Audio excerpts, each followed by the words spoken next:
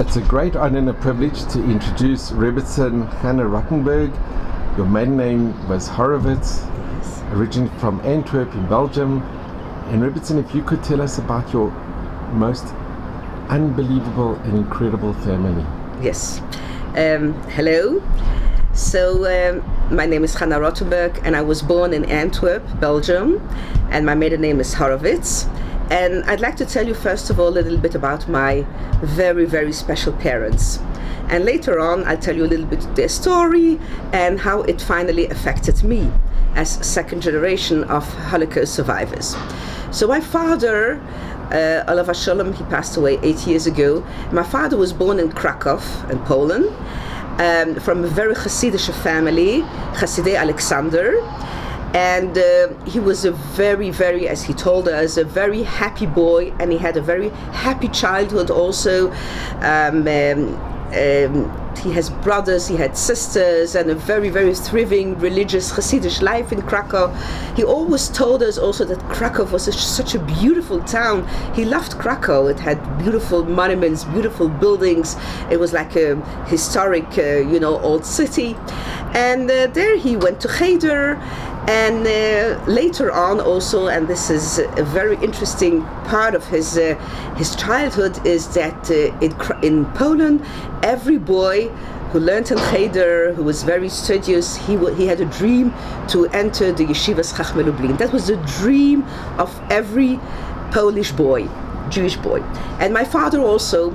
And lo and behold, he passed the exams. It's not here exactly the place to tell how many Daf Gemara he had to know. And he was, and the committee came, and from many boys that passed the interrogation, he was finally accepted in the Yeshivas Chachmei Lublin. And he said it was the most joyous and the most happy moment in his life. But unfortunately, a month later, war broke out, and he never made it. He never arrived, in fact, in the Yeshivas Chachmei Lublin. But he remembered what he learned, and it was so clear in his mind, even though he was 15 years old when the war broke out. Whatever he learned in Cheder stayed with him so clear. And years later, I'll tell you that when he came to Israel and he went into Kollel, he said now he had to make up for all the time that he lost during the war, that he did not have the possibility to learn in the yeshiva. In very short, if I would like to tell you the story of my father, what he went through, and then I go over to my mother. So my father was 15 years old when the war broke out. His parents had a shop of fruits, in fact exotic fruits it was called, imported. They were importers of exotic fruit from Italy and even from Israel. And soon, of course, the war broke out. They had to close down the shop, and then they ran away, and they came back. Finally, they found themselves, the whole family, in the Tarnów ghetto. It was a very hard ghetto. He was there for 2 years, and he worked for the Ostbahn. He was working for laying rails for the train.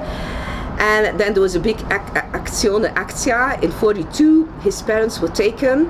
It took years later till we found out, most probably, I'm not sure about that, but most probably his parents were taken to the very famous forest that today is known as the Forest of the Children, called the Zbilitowska Góra Forest.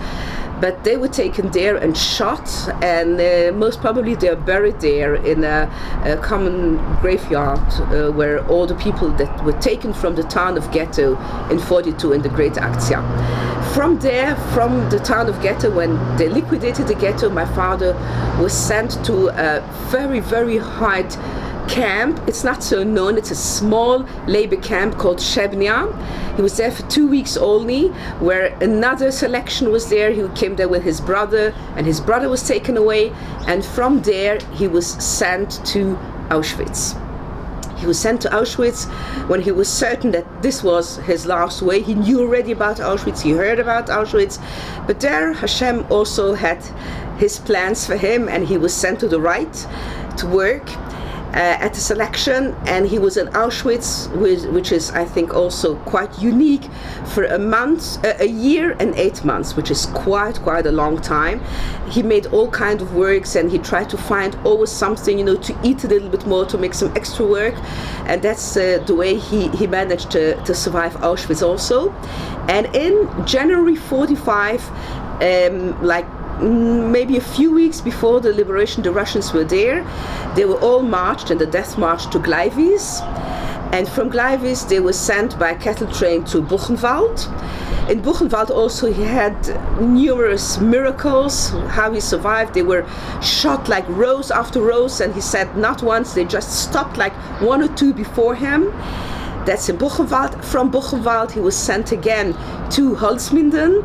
That was already also deep in Germany. And at the end, the last few weeks, he was in Bergen-Belsen, which, as he said, was the worst place. In Bergen-Belsen, they were just dying all like flies. There was no food anymore.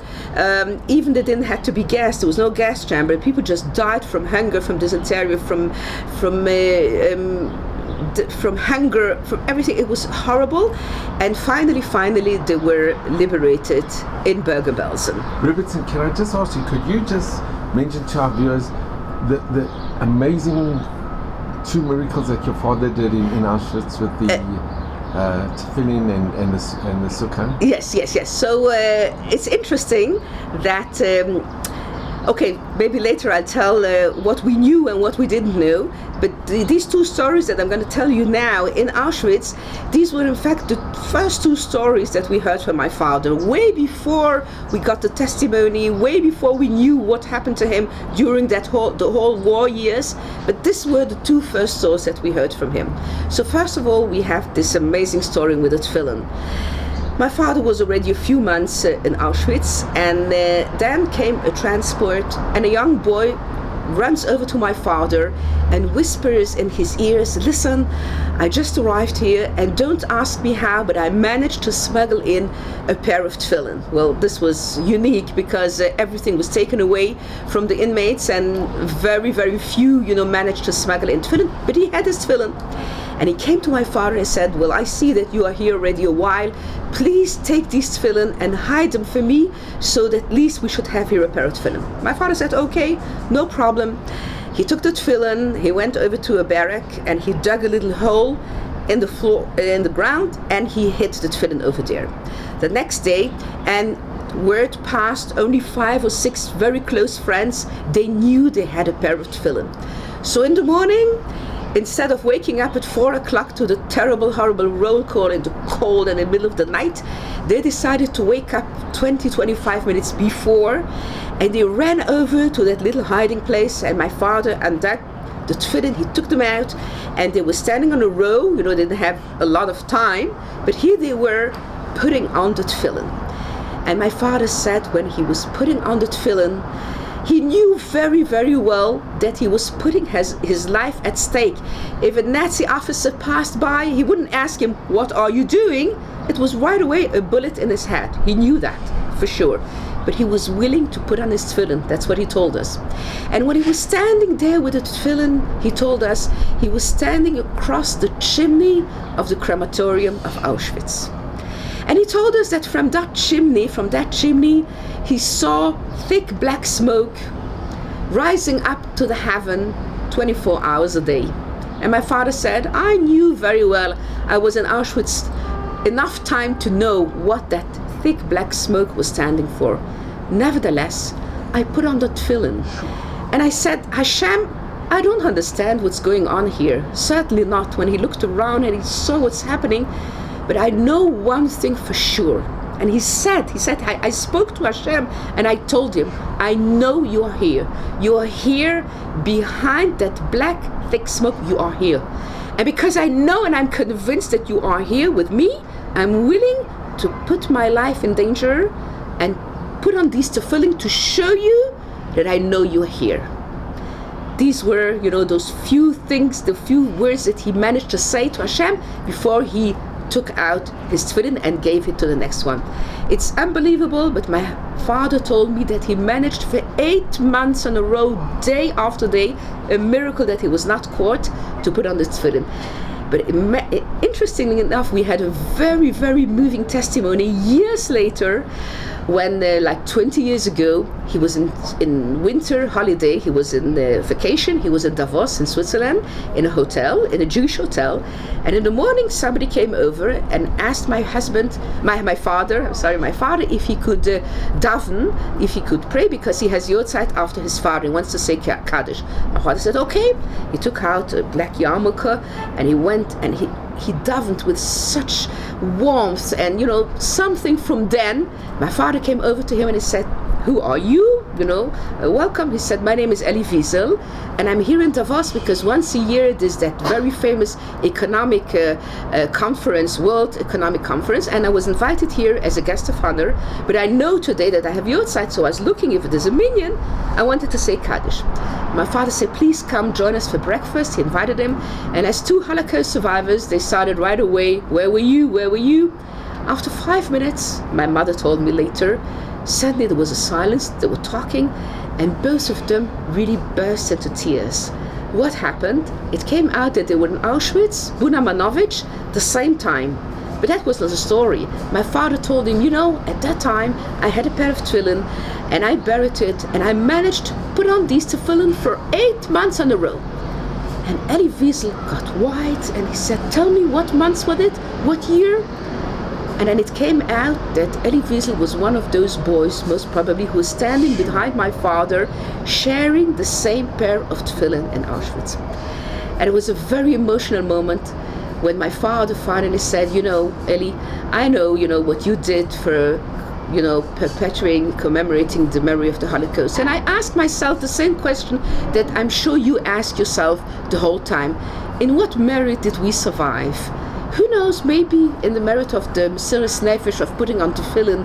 But I want to tell you, Elie, my father said, not only did I have the merit to survive, I had the merit, the schus, to marry, to have children, grandchildren, great-grandchildren, all going in the same way, in the Torah way of my parents and my grandparents. This is not, I'm not taking it for granted. This is a very, very special schus. And then Elie Wiesel said to my father, come to say, I also think the whole time, in what merit did I survive? Maybe in the merit of those tefillin that I put on with such Mesiras Nefesh. And now, we know that Elie Wiesel, at his last years, he said, maybe now, in schus of these tefillin, I'm coming back to Father in heaven. Because we know that he made a major change at the last years. He was putting on tefillin and keeping Shabbos, and that's what he told my father. So here we had also like another testimony of this amazing story of the tefillin. That was one story. And another story that I want to mention about my father is about a sukkah. Sukkot 1944 in Auschwitz. That same boy that came over to my father with the tefillin, he knew that it was Sukkot, Leil Sukkot. Leil Sukkot comes over to my father, excited all, and he says, you know what, I snatched a few logs and a few branches, and I managed to build something. It looks to me like a little sukkah, but I have no idea if the sukkah is kosher. But you certainly would know. Come over and have a look. It was night, and he takes my father behind all these barracks over there, and lo and behold, he looks at the sukkah. My father learned in Cheder, he knew the halachas of the sukkah. He looks to the right, to the left. He says, yes, the sukkah is kosher. It's a kosher sukkah. But I don't have any bread anymore. I didn't save the bread from the morning. So he said, don't care, I do have my bread. I saved it.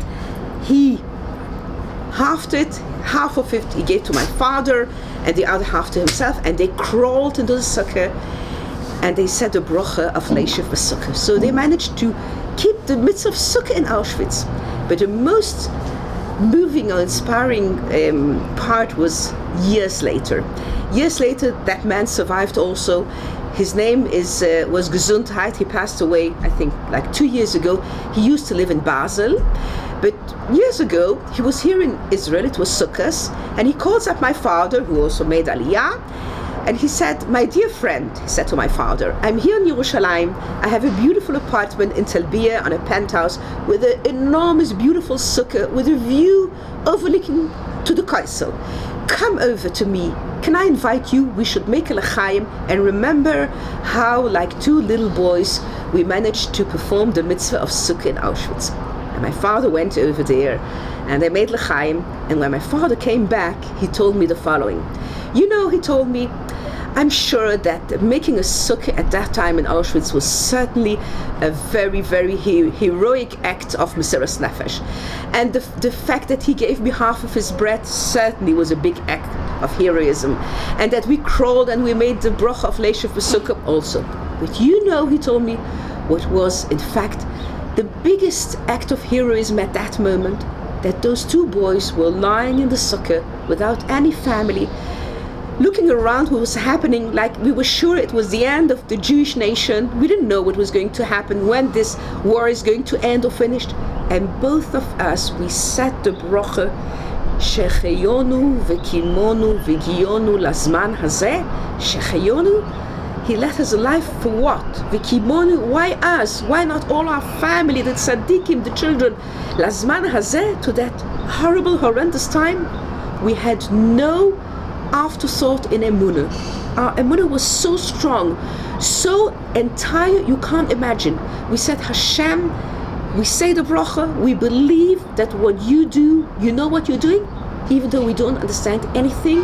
But we had no pikpuk, no scar, he said, nothing in our emunah. You should know that was a big act of heroism.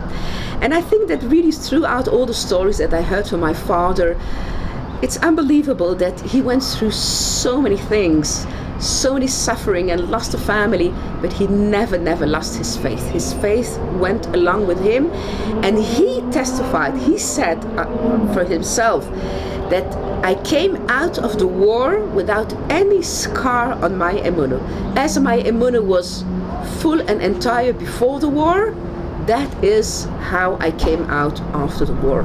And this is, I think, very, very, very unique and special. And soon I'll tell you, you know, how I got to know the whole story. But here we go to my mother's story.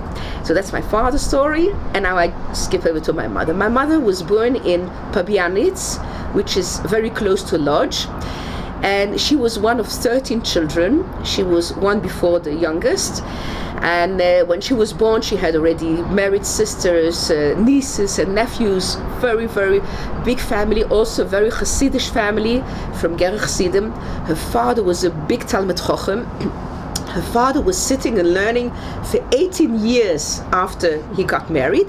She had a very wealthy grandfather in textile, like, you know, they were all over there next to Lodz.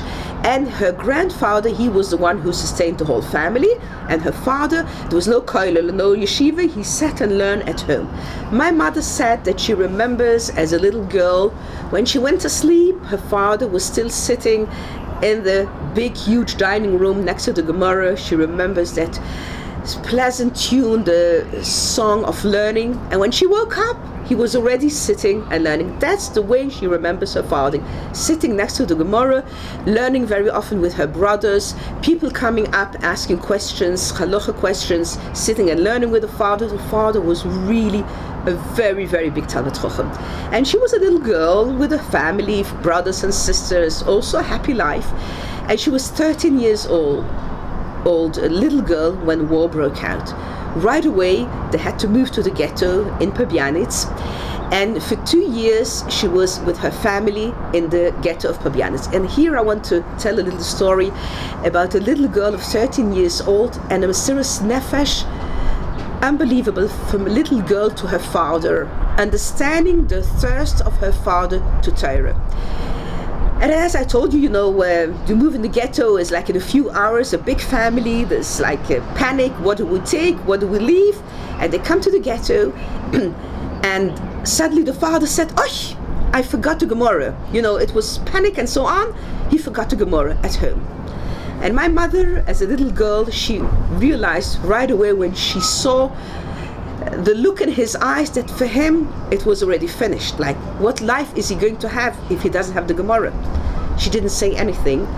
And she knew also the rules, the very strict rules. It was already after 8 o'clock at night. It was curfew and no way to get out of the ghetto. They were warned, they knew exactly who the Nazis were. You can't stick your nose out and you put your life in danger. You just shoot whoever is roaming around the ghetto. She doesn't say anything. She waits till it's 9, 10, 11 o'clock at night. It's quiet. And she sneaks out of the home in the ghetto. She runs. There still was no wall around the ghetto because it was the same day that they arrived. But of course there were Nazi officers and soldiers patrolling all over. She was very quick and very agile. And she just waited for a moment that she saw that they were not looking, or she hoped for. And she sneaks out of the ghetto. It was not very far from her apartment. She runs to her home, climbs up the 2 floors. The door was open. Because it was the same day, the Poles did not enter their apartment yet. She runs to the dining room, and lo and behold, the huge Gemara was there on the table. She closes the Gemara, and at that time there was no size pocket Gemara that you could put in the pocket. It was huge, enormous.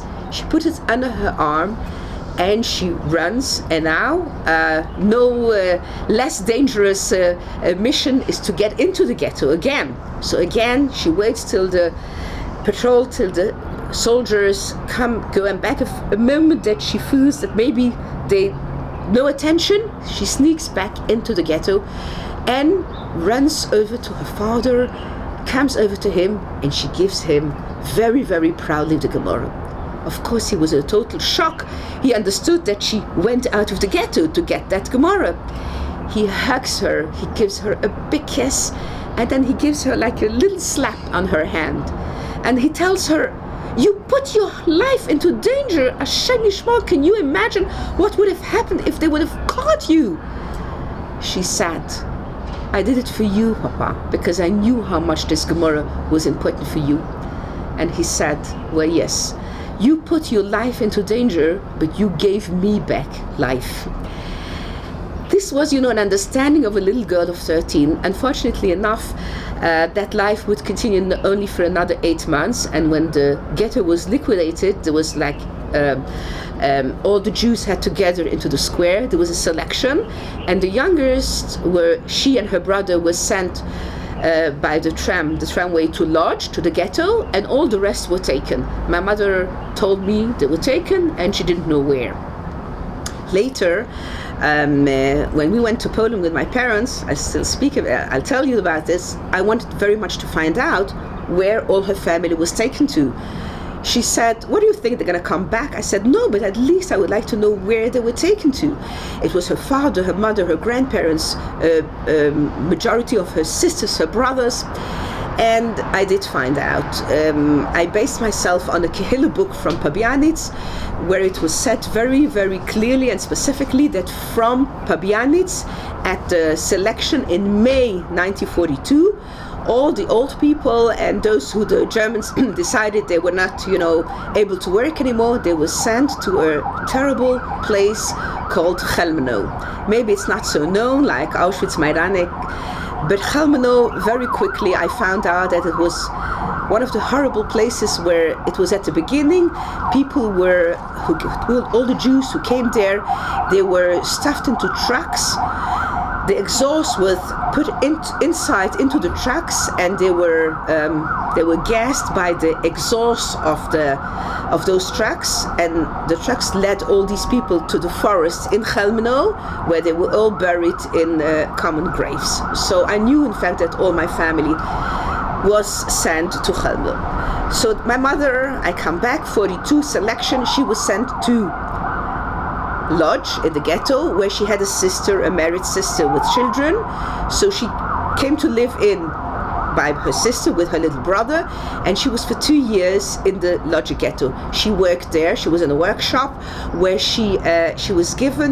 they were given straw. It was called a straw shop, And from the straw, they had to make, it was a very interesting, something that protected, a big shoe that was protecting the shoes of the German soldiers who were in Russia, in very, very cold climate where it was raining and snowing. And those straw protection, they protected their shoes that the water and the snow would not come into the shoes.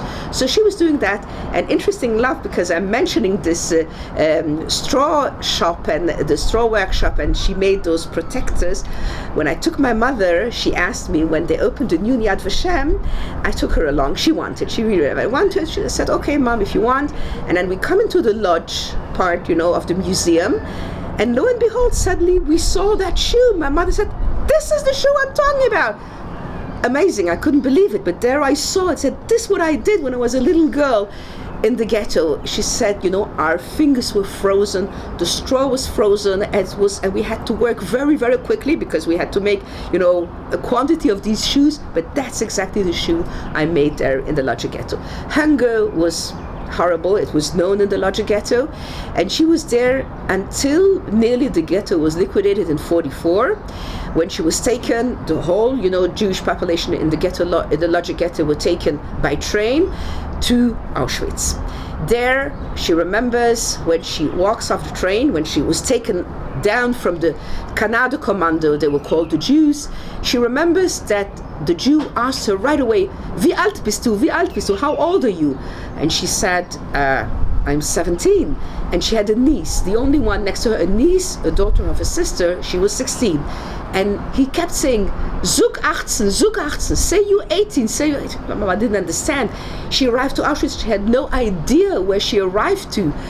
The Lodge ghetto was very close, there was no information. So in August 1944, she had absolutely no idea what was happening in Auschwitz. But he said, say 18, say 18. So there they were before the selection. I asked her, Mom, do you think it was Mengele? She says she doesn't know, most probably. And her sister, her married sister, was there with the children, her younger brother. And when they came over to her, how old are you? She said 18, and her niece also 18. She remembers also only that hand that was cutting her, she and her niece off to the right, and all the rest to the left. Of course, she had no idea what it was too, but she was screaming and yelling, we want to be together, we want to be together. But of course, 2 minutes later, she was thrown into a barrack. And very soon she was told by the inmates over there, when she asked, where are they taking all these who are going to the left? And they said, just, look at the chimney, the crematorium, that's where they are. So she was left only with a niece. She was only 2 weeks in Auschwitz because it was already August 1944, and even she had no number. My father had a number, they didn't manage to put a number, and they decided they need some more working hands in Germany. So she was sent from Auschwitz to Hamburg in a working camp. In Hamburg, it was a neighborhood in Hamburg, and they had to restore all the buildings that were bombed by the Allied forces. It was a very hard camp, also with a lot of hunger. And she was there until 2 weeks before liberation. Then she was marched to Bergen-Belsen, and finally she was liberated also in Bergen-Belsen. So in very, very short, so that's the story. I just want to ask you, can you also mention, because reading your book, the one part with the herring. With the herring, yes, that was in Hamburg. That was also. If you could just. Yes, this is. I have like unbelievable. It's just blow your mind. Yes. Hard to believe. So I always say that Baruch Hashem, we are a nation that make a lot of chesed, and we always think about others and helping. And I say it's really, the world is standing on Torah, Avodah, and Gemilas Chasodim. We make a lot of chesed. But Baruch Hashem, when you make chesed, when you have and you give from what you have, it's very big, it's very important. But making chesed from and giving from something that you don't have, that's, I think, the real big trial of what is real chesed. I guess my mother was born and raised in a home where chesed was very, very, very prominent, and that's what she took along. Because the story I'm going to tell you, she was a young girl, and I don't have to tell you, everybody knows that a piece of bread or some food was life. And if you had it, then you really sought to keep it to yourself because everybody wanted to survive. And everybody decided, and you can't judge anybody because, that was the way for you to survive, is to keep up that little piece of even, black bread, hard bread that you had because it was a piece of life. So my mother was in Hamburg in that terrible camp where it was, they were very, very hungry. And she had another 3 friends. And from time to time, but very, very rare, it happened that from the neighboring camp, it was a man's labor camp, not Jewish camp, and they had pity on those girls. From time to time, they were throwing, on the fence a little piece of bread or a little apple or whatever, and they were very, very anxious about dividing it very, very equally between those 4 girls, giving them back a little bit of strength, to continue the next day. One day, my mother tells us she was running a high fever. Now, this was already Germany, not Poland. And in Germany, like in Germany, they have their laws. If you were running a high fever, you were exempt from work. I guess they decided that anyhow, if you're running a high fever, you can't work very well. And you could go to what it was called lazaret, in an infirmary, to rest over there. Not that you got there at medical attention, but you could rest till you had no fever. And then you go back to work. So she enters that lazaret and she lies down, and next to her was lying a young Jewish girl, very, very sick. My mother saw she had most probably jaundice and typhus and whatever, and she was running a high fever, such a high fever she was delirious. And she was talking, she was delirious, and my mother wanted to hear what was she saying. So she, put attention, and she heard that the girl was not asking, she was begging for a piece of bread with herring. I want so much, a roll with herring. My mother looked at her. Now, you should know that herring was in fact the cheapest food in Poland. It was very cheap and, at hand for everybody. But then, it was a delicacy. Who could think about herring? So my mother told her, listen, we are in Hamburg, we're in a working camp. There was nobody to talk to, she didn't know what was happening, and she wanted a roll with a piece of herring. The next day, my mother woke up, and miracle, her fever went down, she felt well, and okay, she could go back to work. And as she walks out from the lazaret, she looks around again. She saw it was her last hours. She was really agonizing. She felt terrible, but okay. She went out to work, and as she's marching, the miracle happens. As I told you, from time to time, something is flying over the fence. She runs quickly. She sees a piece of a newspaper, cramped newspaper. She opens it, and she couldn't believe her eyes. A whole round roll was lying there on the newspaper. You know what it meant, a roll in Hamburg in a working camp? The Jews later in Antwerp were all in the diamond industry. So my mother said, bring me a diamond of 32 carats, blue-white. You can't compare the value, the worth of that diamond to the roll there at that moment. She said, wow, now after I felt so terrible, I'm running to my friends, I'm going to divide it into 4. And then suddenly she realizes that the roll is cut. And she opens the roll, and believe me or not, a piece of herring in the roll. She said, well, this is, it's impossible. This must be Elio Novi or whatever. She runs to the girls, to her friend. She shows them the roll with the herring, and they feel already, cut it quickly, give us. It was a feast. And she says, stop. They say, what stop?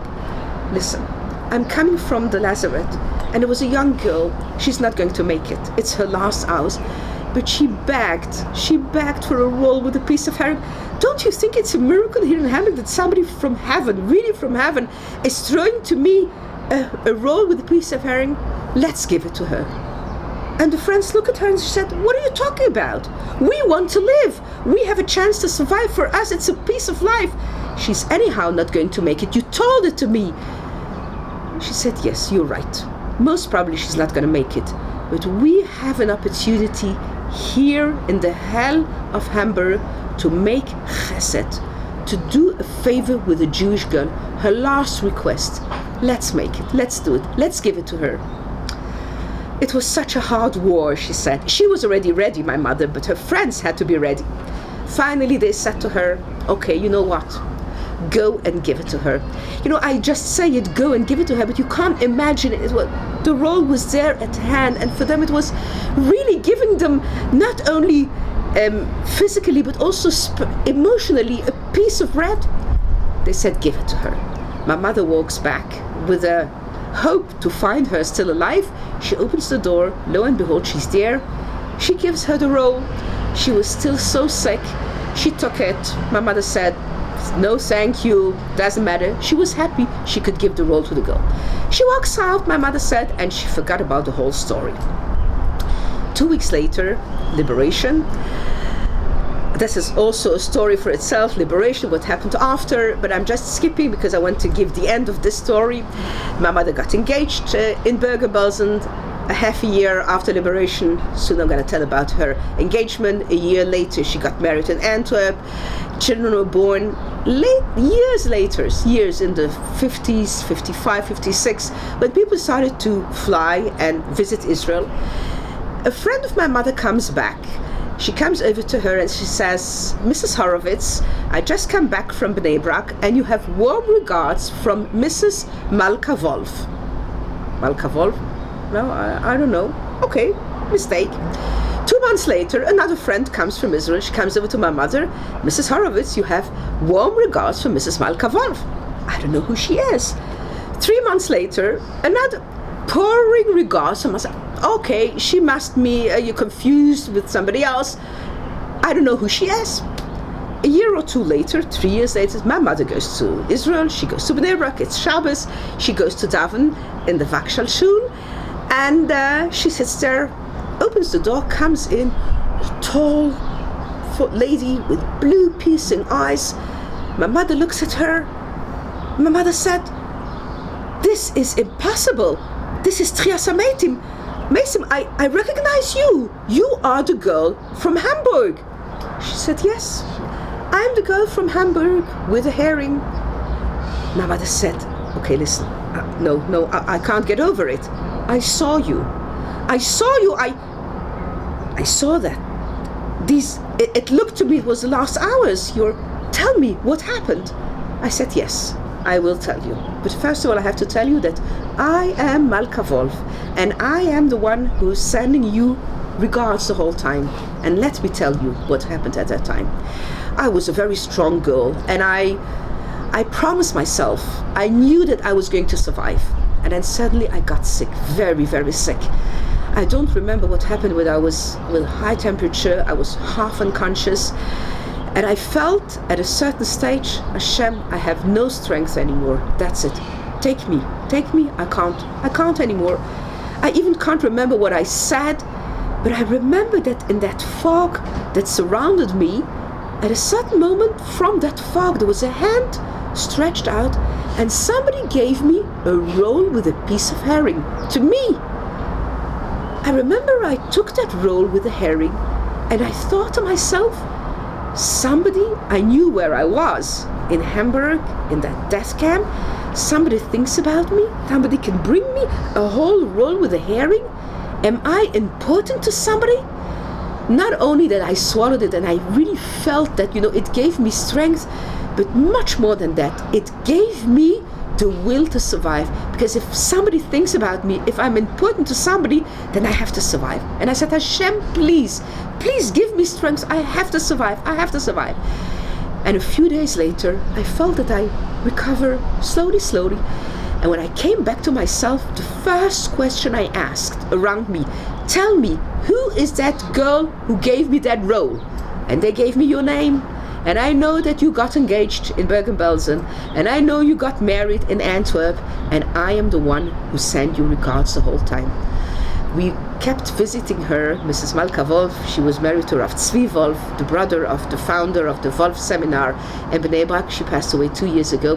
And whenever we came to visit her with my mother, she looked into my eyes and she said, Chana, I am here thanks to your mother's role. I think that this is a story which, I tell over and I say, this is an act of chesed, giving away a piece of your life. And lo and behold, she did not know, my mother, that she was giving, in fact, life to somebody else. So this is my mother's story. Wow. And should I continue now? Please, if you can mention what kind of that's the honor words. Really, they really are no words, but Yeah, I also think honor so. words. Yes.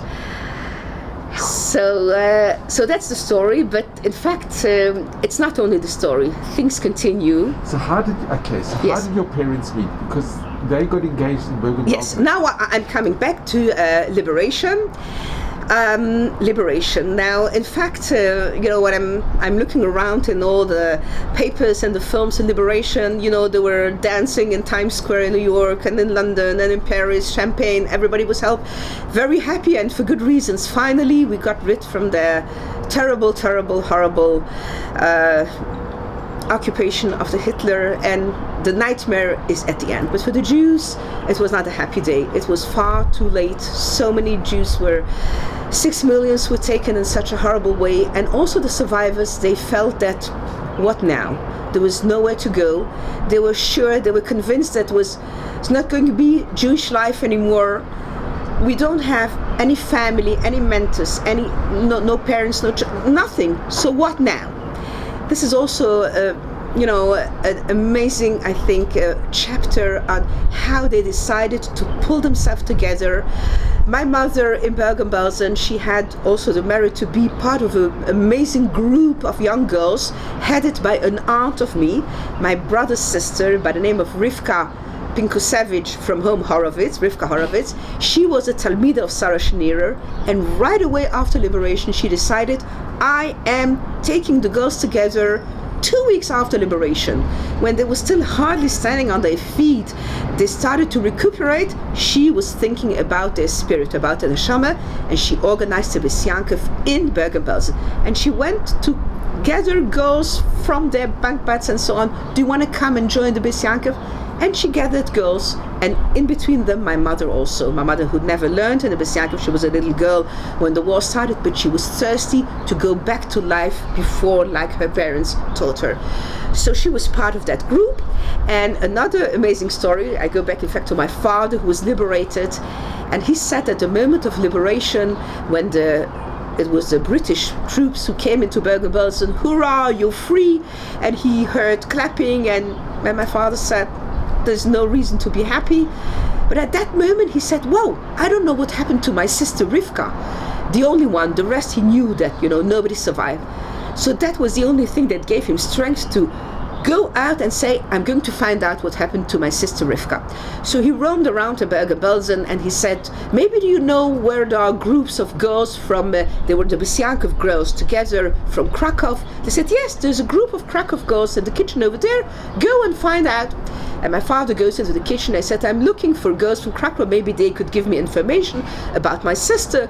So they said, who is your sister? Who are you looking for? He said, my sister Rivka Horowitz. And somebody turns around and she said, here I am. Sure. So they met a day after liberation in Bergen-Belsen. My father said they hardly recognized one another. But their voices didn't change. So it was a happy and a sad reunion, because nobody from the whole family remained. Only another sister that already left Poland, and she lived in Israel in 1936. So those two sisters survived. So here is my aunt, who was very, very active, and in fact she was part of a group of 10 unbelievable girls, Talmidas, students of Sarah Schneerer, and their whole story was also written in a very, very bestseller book called To Vanquish the Dragon by Mrs. Pearl Banish. So my aunt, Rivka Horowitz, she was the life of these all 10 girls. She was on top of them, and she organized those Bais Yaakov girls. And my father was there in Bergen-Belsen. Also slowly he started back to normal life, and a few months after liberation, my aunt, who was older than my father, comes over to my father and tells him, listen, I want you to meet my favorite student. Sure.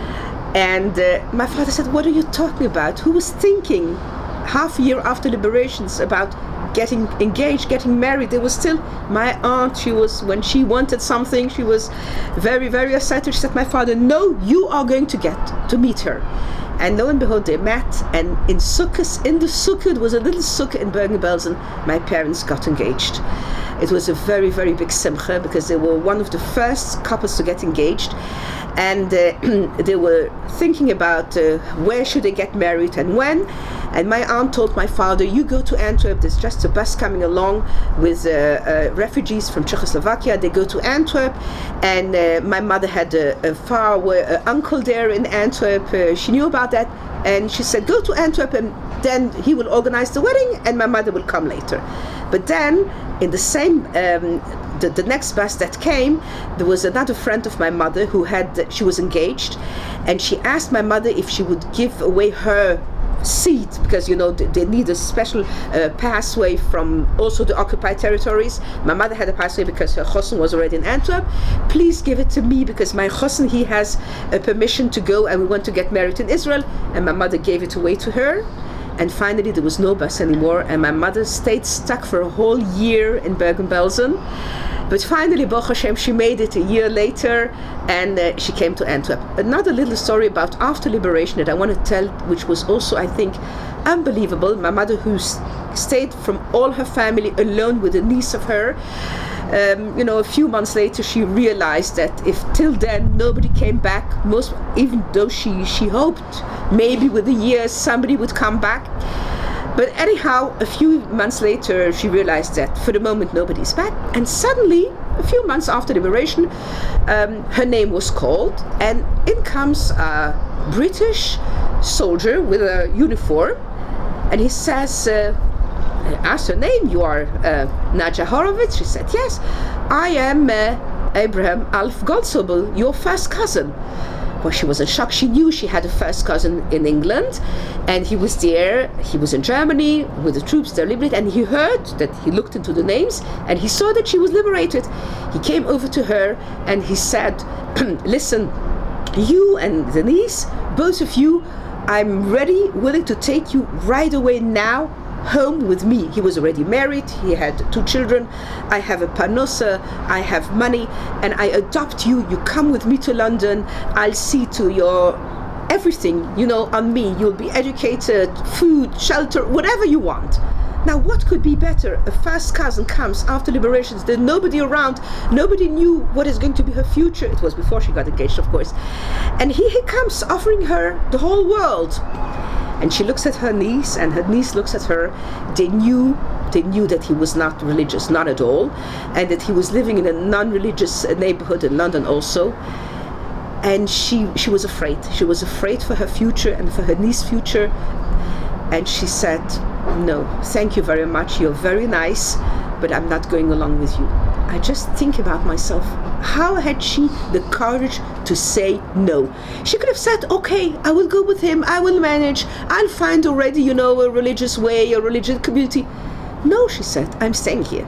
He didn't insist. He was very, very nice. He understood. He said, but he left her cigarettes, which at that time was like a treasure, and she exchanged the cigarettes for a pair of boots, which was a den, and she went around. She was so proud, and everybody asked, where do you have those beautiful boots from? She said, well, I have a cousin from London, and thanks to him. But she missed the opportunity to rebuild right away after liberation her life in London, because she felt that she wouldn't get the religious life that she wanted to rebuild the way she was at home. These are little stories, but I think that show she was 18 years old at all, at that time. So my parents finally, they got married a year later in Antwerp. Can I just ask yes. you, did your mother ever have regrets that she gave away the seat to no, that's also about the seat. She said, it's an amazing thing yes, that she did. No, she said it was the obvious things to do at that moment. She said, if she comes over, we were very good friends. She lived in Bnei Brak, she's not alive then. Well, we were very good friends, and my mother kept telling that story again. But no, my mother, she's till today, can I know her, she lives for others, and whenever she can make a favor, she said, of course, if you are going now and your husband and your chosen and he has permission, of course I'm going to give it away. Hashem will help. She never ever have. She said, you do whatever you have to do now at that time. You don't think twice. And she's the one like that. She wouldn't think twice. Never ever. No. Unbelievable. It is amazing. Yes. So here I come, and my parents got married in Antwerp, And in fact, they wanted very much, like everybody, to make Aliyah, to come to Israel. It took a little bit time, and then when already they heard where from the Jewish agency, they prepared her appointment. It was, I think, in Kfar Saba. And they found out that there was absolutely no religious schools or whatever. So my father said, no, I didn't, went through all these sufferings and the war. And now I started my home and I want to give my children the best education ever. I'm going to wait for another opportunity. I'm not going now because the neighborhood where they were supposed to give me an appointment is not a religious neighborhood. I'll wait for another opportunity. Of course, it took time because in the meantime, children were born and my father was looking for work, and in Antwerp, everybody got into the diamond industry. So he also went. He was a maker. He was working for big firms for diamonds. The children were born, and I want to tell a little bit about my youth and my childhood because maybe this is the biggest miracle of the whole story, because my parents were such happy people, and they gave us the most beautiful childhood that we could dream of. We were not spoiled, definitely not. And also, I have to tell that we had a beautiful community, a religious, Hasidic, nice community. We had the best school ever, and we had everything we needed. We had Chalav Yisrael, we had a bakery, we had mehadrin meat, everything was there, and happy. And our parents did not speak. Nothing. They felt that in order to educate, to give us a happy childhood and to give us health in body and health in spirit, they have to close all their story in a safe, close, throw it away in deep ocean and throw away the key also. Nothing. So for years I grew up without having any idea. Well, when I grew up I heard about Holocaust, war, Obviously my parents came from Poland because they spoke Polish, and I heard my friends, speaking Hungarian, so obviously they came from Hungary. But the truth is that it was, many of my friends told me also, we were not so interested in hearing, but most of them, they were not interested in telling. They wanted us to grow up happy. And I want to tell you that beautiful years. My parents encouraged us to learn, to travel. They gave us a lot of independency. It's amazing. Okay, the world was different. It was not the world of today, but they told us, you travel and you manage, and if you have problem, you ask. You have a mouth, you ask where you are. They sent me when I was very young to England by myself. They sent me to France, make friends, write one to other. They stimulate us, to be independent and unbelievable. I just want to mention that every summer we went for 2 months at the seaside. We were also very creative. My parents, they saw to it we should be very well fed and dressed, but programs, we were responsible for making programs ourselves. Never ever did we think that our parents need to make us programs to take it outing. No. We managed ourselves. We had friends, and we had very, very bright ideas how to keep ourselves busy. And in winter, this I can't forget. I still have a lot of pictures and films. We went to winter sport. Also sports, food and sports were very important because we should be very healthy. So of course cycling and swimming, and in summer tennis, and in winter ski. We went to ski school. And I remember also in winter, just to show you how happy my father especially, he was such a happy person. We rented apartments, 2 blocks, 2 buildings with many families of friends, and every morning we would go out for first a big march. Later we would go to ski. We went on a march with sledge. At the end of the march we would go down the mountains on a sledge, and all the families were marching, really marching, and my father was on top. He was the head, and with his stick, the stick that you walk on the snow, he was singing marches, like he was a Ger Chosid. So in the Hasids, they have a lot of marches. So he was singing. He had a very strong voice. He was singing the marches, and we behind him, with a lot of gusto, we were marching like soldiers behind him for hours.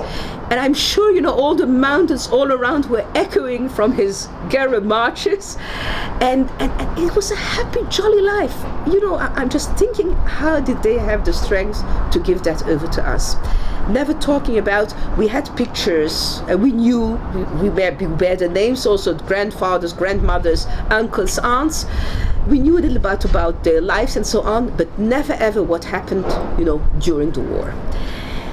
Until the bar mitzvah of the first grandson, when my father stood up, and the first time he told the story of the tefillin that I told you before. That was the first story we heard. And from then he just released a few stories, not about the hunger, not about the camps, only about putting on tefillin, and as I told you, the sukkah, and other stories of trying to keep some mitzvahs in that time, in the terrible time. Until 1994, when finally, my parents commuted already between Israel and Antwerp, we came over to my parents and asked them, please, would you give testimony about what happened to you? And that's the time, I think, Shlomo HaMelech says, Et lechol davar, there's a time for everything. We needed the patience and the time to be ripe. We were grown up already, we were married, we had children, and my parents also decided that was the time. So now I'm coming here, in fact, to a milestone in my history, in my life, in fact, when my parents gave testimony. My father, and when the parents give testimony, the children are not supposed to be there. It was in Israel. Somebody came, of course, to interview them in Yiddish, because that's their native tongue, in Yiddish. My father had a memory. He remembers every date, every place. He gave testimony for 6 hours on a row. And then my mother 3 hours. It was a time when there was still no DVD. It was still in a video. And then here I got cassettes, 9 hours, my parents' testimony. I got it in my hands and I said, come on, watch, look. And I felt that I didn't have the courage. I wanted and I didn't want, that. So I postponed it the whole time. There's no time, it was Erev Pesach, and then, there was always good excuse. Until the summer came, and it was the 9 days just before Tisha B'Av, no laundry, the kids were out, and I said, to me, it's now or never.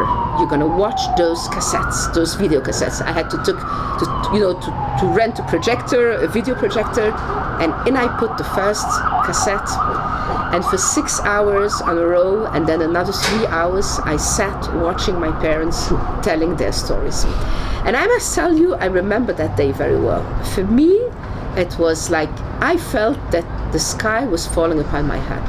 That's the only definition that I can give. I felt the sky falling upon my head.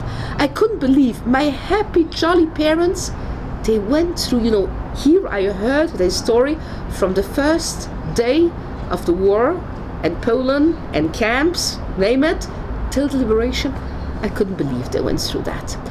And the truth is that at that day, I had to take a decision, which, for me it was a very important one. Or I said, okay, you heard their story and you're going to appreciate them more, you're going to honor them even more, you're going to feel they are your big heroes, but life continues, children, grandchildren, life continues. Or you're going to stop and tell yourself, I have to do something with that.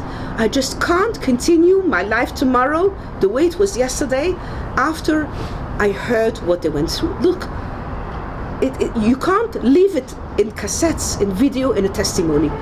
This is such a story that I think that at that moment I felt some kind of mission that was put onto my shoulders. I don't think that every second generation of Holocaust survivor feels like that, but I felt at that moment, you have to do something about that. I didn't know at that moment exactly what, but I felt I have to do. Something was pushing me, and it started like, I want to know more. I want to learn, I want to read, I want to absorb myself everything what happened during that time. And I have to mention really that Baruch Hashem, with a lot of help of Hashem, I had Siyata D'Shmaya, I decided to go and learn and know, and my guide, my teacher, my mentor, Rebbetzin Esther Farbstein, a very well-known Haredi Holocaust researcher and historian and teacher, I went to learn by her more and more and more. And then because my parents opened up already, I could come home when my parents would come to Israel. It was before they made the Aliyah. They made the Aliyah in 2000. Later, when they made the Aliyah, I would learn about the Lodger ghetto. So I came home and I said, Mom, I learned about this. Can you tell me more about what was it like? How did you feel? And they did cooperate. I felt like it was opening some curtain or something that was closed for so many years, and now that it opened, they not only were willing, but they thought it was very important to tell us, to cooperate. So they gave us all details, and I spoke with them, and they opened up. And so from one side, I learned more and more. I read, I watched films, videos, whatever was Holocaust, I was there. And I took my father giving lectures, even though he would give lectures in Yiddish. I was sitting next to him and I translated, whatever. I said, Father, you have such amazing stories. The young generations, all the people, they have to hear the way you remain so strong in your belief and your faith. You have a message to give over to the next generation. And then, so it was like step by step. So first of all, they gave testimony. And then 15 years ago, finally we decided, it was a dream already for years, even though my parents went already to Poland on a delegation, that was another story. We decided that we're going to make a route trip to Poland with my parents. So in 2005, I prepared it for a few months, and it was an unbelievable trip that we made.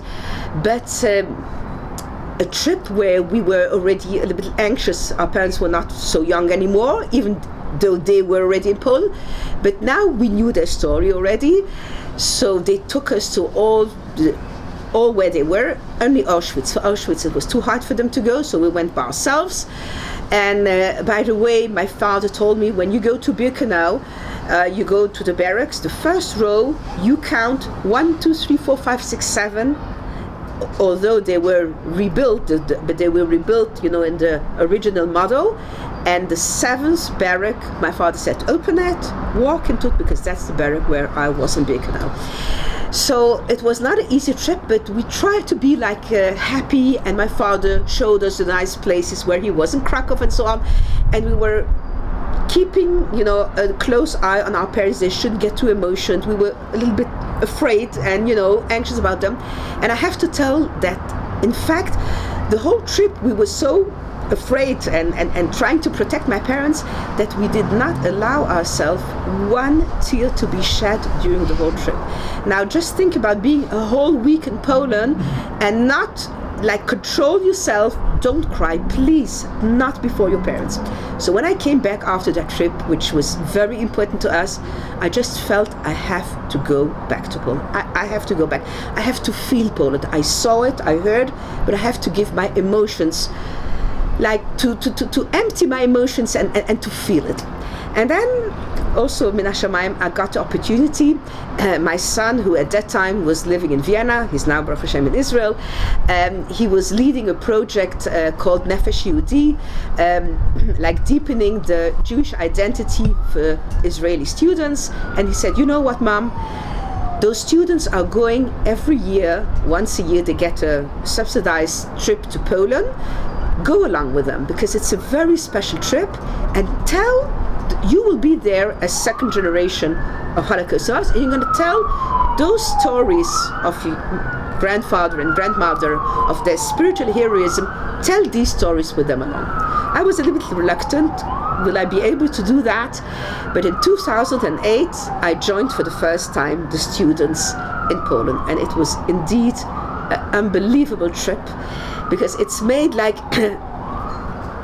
also, I'm sure you're going to ask about trips to Poland, so I'll anticipate and I'll say, I think it's very, very important to go to Poland, but it depends how the trip is done. That means, what are you going to show to the crowd? Those organized trips to Poland. If you take people to Poland to show them the gas cyclone B and the gas chambers and the crematoria and the mass graves, and again mass graves, and again crematorium, and again, no, then better stay home, because people come back there depressed and they can't move from their sights and the horrors. But if you bring people And in the gas chambers next to the crematorium, you tell them about people that here in that place they were singing Ani Ma'amin before they were pushed, or they said the Shema Yisrael, or how those Jews lived even till their last moment, what it means to be a Jew at that time, at that moment, in those places. Then you bring a totally different proportion to the hell and to the Gehenna and to all these horrible places. And that's what they did with the students. We sang a lot all over. Gam ki elech beget salmavas, when we walked in Auschwitz. We danced a lot of good humor, a lot of elevation, a lot of, see, we are here. Am Yisrael Chai. They wanted to finish us off, but we come back here. And I want to tell you that when we come to Birkenau and I walk into the barrack number 7 on the first row in Birkenau, I sit, I have it even filmed, all the students around me, and I sit down and I say, girls, my father was here on one of those banquets. Can you imagine? And I tell them the story of the sukkah, and I tell them the story of Yom Kippur that he fasted. And at the end, they all sit down and I sing them the song that my father said when he decided to fast on Yom Kippur in Auschwitz, and when he came back and he ate something at night, he spoke to Hashem and he said the pasuk of Tachnun, הבט משמיים וראה כי היינו לג וכלס וגויים, נחשבנו כצאן לטבח יובל, להרוג, לאבד, להשמיד, להרוג, לאבד, לבקע ולחרפה. But then he finishes, my father, and I sing it to the girls, ובכל זאת שמך לא שכחנו. We did not forget your name, my father says to Hashem. But he pleads with Hashem and he asks, Na al tishkachenu, you Hashem God, don't forget us also, don't forget us. And then I say to the students, you see girls, Hashem did not forget us. I'm here back, second generation, in the barrack where my father was here in Auschwitz, to tell you the story. He did not forget us. We are back here, Am Yisrael Chai. We live, and children and grandchildren. Baruch Hashem, you see, there's so many good reasons to rejoice. Yes, here in Auschwitz to rejoice. So that's the outlook of being in Poland, going to the camps of the ghetto, and rejoice, being happy that we are still here to tell you the story. So that's the other outlook. So after I was there with the students, I went back another 5 times. And then at the end, I started 2 things parallel. First of all, I started to teach. I was asked, maybe you come and teach, the way you learned, and you have such a fantastic story about your parents. Come and teach to younger generations. So I started only 12 years ago, and I really started to teach in one school in an American seminar, girls who come from abroad, from America, in English. And my whole curriculum, like a whole year, I'm not a history teacher, because history they learn. I'm picking out another outlook, the way I learned by Rebbe and Esther Fafstein. And here also I have to mention those who came to my help, and I was, guided by them and given a lot of help. There's the Gitzach Kiddush Hashem, the Kiddush Hashem archives in Bnei Brak. Those who gather all the pictures and all the stories and all the testimonies of those religious Jews, and working on focusing on, as I told you, the spiritual courage and heroism of those survivors. So I got a lot of material. They even have educational units about how Jews lived through these times and survived, not only how they died. And so I started my career. I started with one school and with one class, and very soon I started another American seminar, and then Israeli seminars, and then they invited me French students, because I teach in French also, and even in Yiddish. And since then I give a lot of lectures all over, to younger people, to young girls in schools, also to older ladies, all kind of communities. Once a year usually I travel to France, and they really look forward, because they don't have a lot of lecturers in French, on the Holocaust, religious lecturers. And so from one part I teach, and the other time, and for other part I also joined another 5 times those students in Poland. And then there was something that was really, lying on my head the whole time, pushing me. People came over, you have to write down, you have to write a book. I said, yes, I know I have to write, but first of all, I can't write. Okay, so you'll find somebody to do that for you. But I postponed it the whole time because I knew that I wanted something different. What does it mean, something different? There are a lot of books of Holocaust survivors, either written by them or by second generations, which I think are very important for the world to know. But usually it's quite a standard way or outlook of books. That means my father was born in Krakow, a little bit about the family, and then the war broke out and he was sent to that. Whatever he went through, he was liberated in Bergen-Belsen, etc. My mother, okay, I think it's very important. But the truth is, I looked around, and because I was teaching and getting in touch with a lot of young people, and I want to tell you the truth is today people are more reluctant. They want to hear, but they're more reluctant to read Holocaust books because they are very hard. And I understand it's hard, and we can't cope with it. It's so hard to read about suffering, and no, it's not for me, maybe somebody else. Yes, they're interested in about what happened in the Holocaust, but they can't cope with hard, difficult stories. So I knew that I had to write a book with a totally different approach. That's why it took time. So first of all, the first Siyata Dishmaya that I found a young, gifted writer. She should make the job for me. I met with her and I told her, listen, I want a book about my parents' experience, but presented in a different way. So she said, how? I said, I think the best way should be my trip to Poland with those students. Why? Because I saw the impact that the stories of my parents had on those students. Especially when we came back from the trip, we had a Shabbos, those students together with my parents, and all the questions that those students had, I said, save them and ask my parents. They are the survivors, they are the heroes, don't ask me. My father was still twice, he had the merit to be together with those students on Shabbos. It was amazing, my father, he was a Strayman, a Spodik, with a Hadrasponim, and those students came over to him. And of course they asked, like I always say, the $1 million question, where was God in the Holocaust? How is it possible that you still believe after what you went through? And my father, without preparing himself so spontaneously, said, what do you mean? Hashem was with me the whole time. He was there. It was a Hesteponim, it's true, but I knew he was there. He never left me, I never left him. They were so amazed that they couldn't believe. And then, I remember once one of the students, when my mother was there, she heard all the stories, then she saw my mother, Kanina, her, she's a lady, she was so radiating, always happiness and, always dressed like a Queen of England. She came over, she said, Mrs. Horowitz, can I touch you? Are you real? And she heard all the stories, said she can't believe she's real. And all these things, when I heard that, I said, that's the way I want the story to be told. Through the trips in Poland, through the impact these stories had on the students. She said, I understand what you mean. And I spoke and I told her a lot about also my youth and my childhood in Antwerp. And she said, that's an amazing part of that whole story. So finally, Baruch Hashem, and I'm so happy about that, 4 years ago, my book came out, first of all in Hebrew. And also we thought a lot about the title. What title are we going to give the book? And we called it in Hebrew, Ech lo yadati. Ech lo yadati, later translated into English, How Could I Not Have Known? I just want to show it to you. So, can you see? It came out in Hebrew, first of all, Ech lo yadati. How could I not have known, what my parents went through?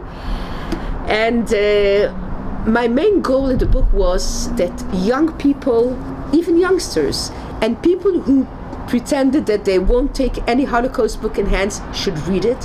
And I got so many feedback, mails from all over the world, I want to tell you.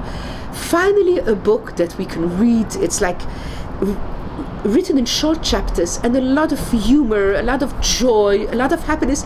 It's a book that radiates optimism. That's what I wanted, to come out, to close the book and say, wow, what a family, what a nation are we, that they could pass through all these things. Soon I'm going to show you a few pictures.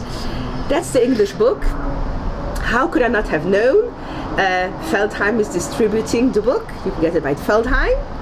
And now, Baruch Hashem, it has been translated in French also, because I have a big crowd of French reading, speaking people who wanted Dafka in French. So here you can see it.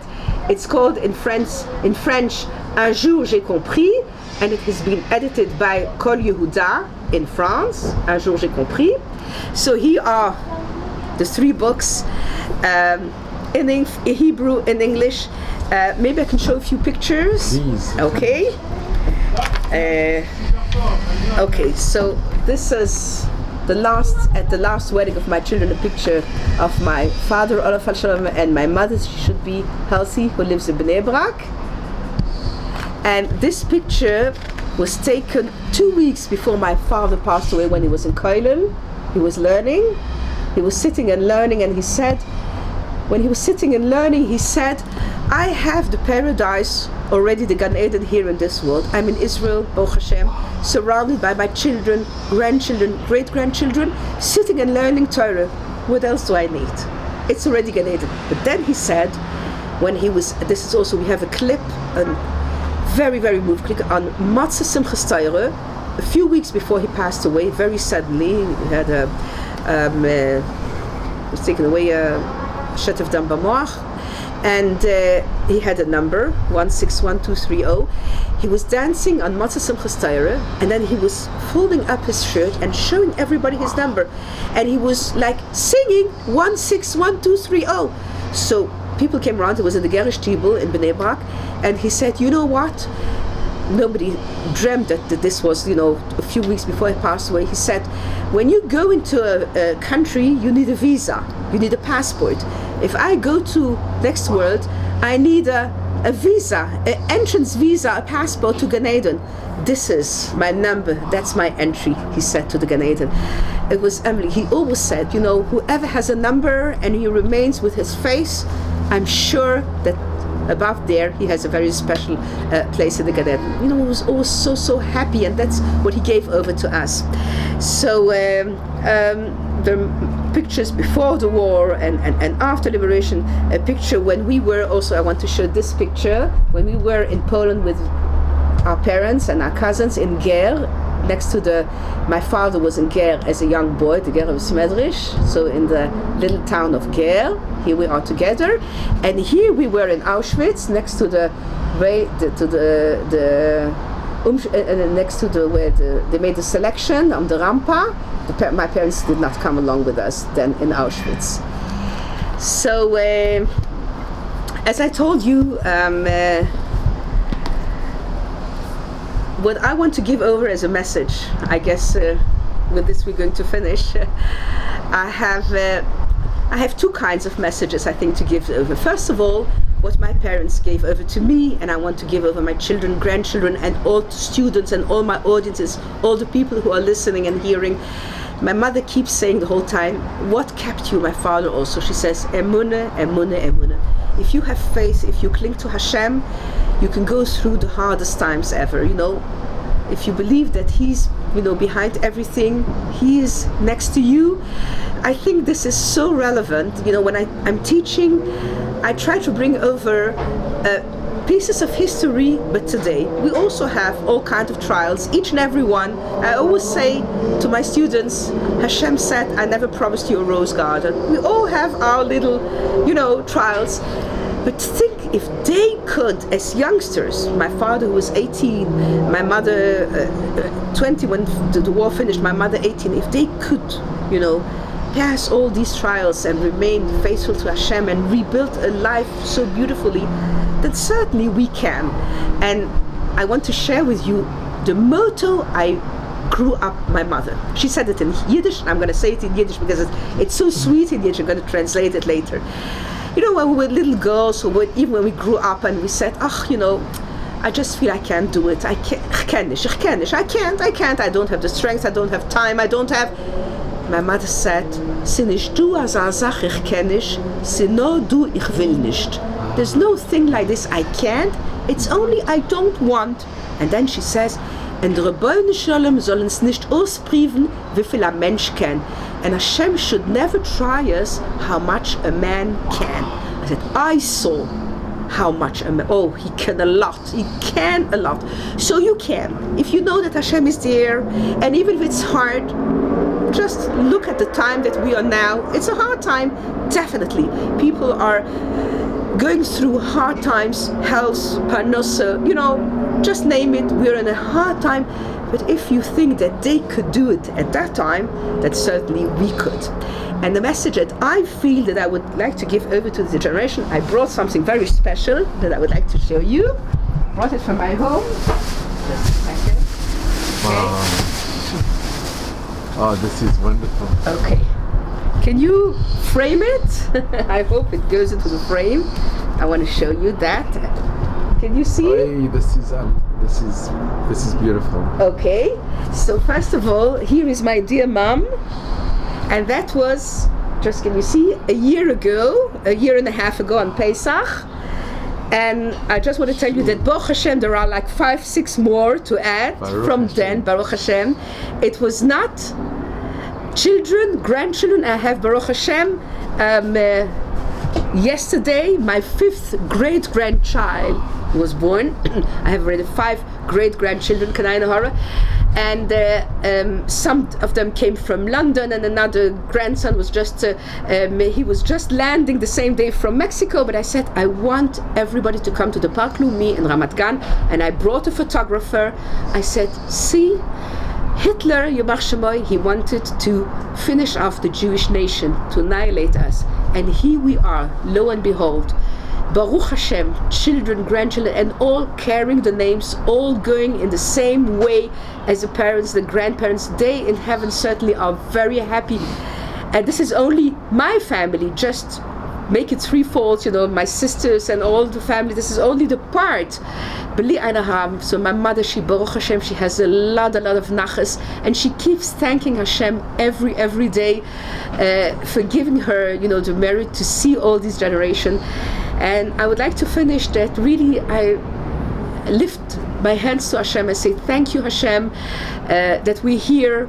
And as I told you, as a second generation, I feel that I have that holy mission to give these positive, optimistic messages over to next generations. Thank you. I just want to thank you. Yeah. Just for 1 second. Yes. Okay. Yeah. Okay. So Yes. So Chana, I just want to mention when I first met you and I got your book. Yes.